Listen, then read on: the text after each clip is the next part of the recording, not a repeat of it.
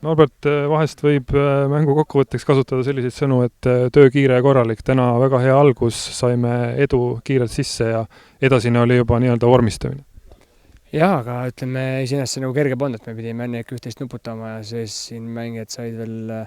häid detaile, et tuli ka nende enda käest häid ideid, millega tegelikult tehti vastane haavatavaks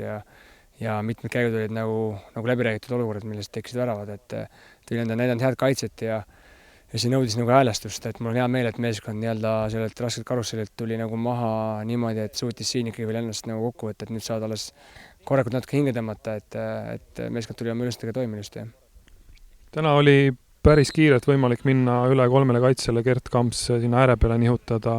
Palju see nüüd andis mõtteainet edasiseks teiseks pooleks hooajaks? Ei, see ei ole midagi uut ja see käik oli algusest peale pigem oli ta niipidi planeeritud, et Kamsi töövõime lubab edasi-tagasi töötada, et ta ei pidanud nii palju isegi tagasi töötama, kui ta tegi seda, et selles mõttes on nagu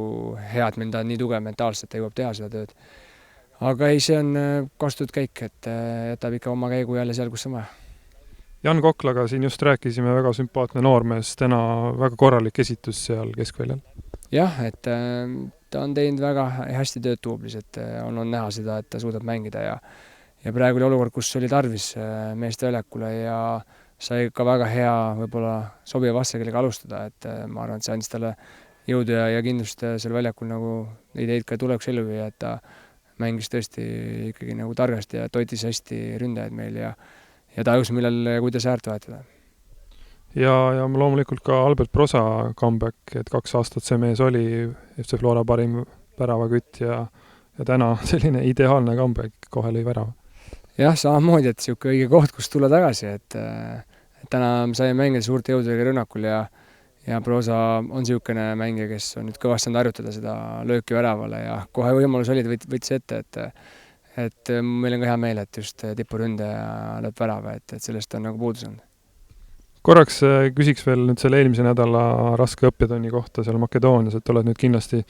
selle CD-ga üle vaadanud ja seda mängu analüüsinud, et kui nüüd vaadata edasi järgmiste aastate suunas, siis näitas see mäng ikkagi kätte, et kus on veel meie puudused ja millega tõenäoliselt tuleb kõvasti tööd edasi teha. Jah, ütleme seda, me teadsime ette lihtsalt, et kui oleks olnud see vastane, oleks meil järgmine näidanud seda, et mida me teadsime ette on see, et mida me aasta alguses tegelikult ka välja ütlesime, kui mõningaid intervjuusi nagu hoolega mõni jälgis, siis seal me andsime mõista, et me ei tööta veel tippkoormustega ja kui me arvasime eelmine aasta põhja ladumine, siis saime aru väga kergesti juba etamisperioodil, et tegelikult on ka see käimasolev aasta ikkagi veel tugev põhi, vundament füüsisele, kuhu saab hakata peale ehitama.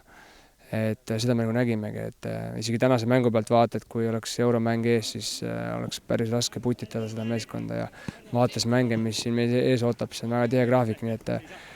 et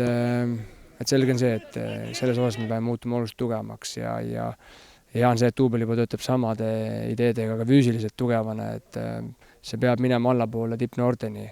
et me hakkame natuke veel liiga hilja nii-öelda seda õiget tööd tegema, et see on see, kus me nagu kaotame aega, et tegelikult peaks juba tulema alt üles väga tugevad mängijad ja seal juures loomulikult kõik see ABC, nii et tööd on palju, aga samas oli hea näha seda, et ikkagi me oleme võimelised ka mängima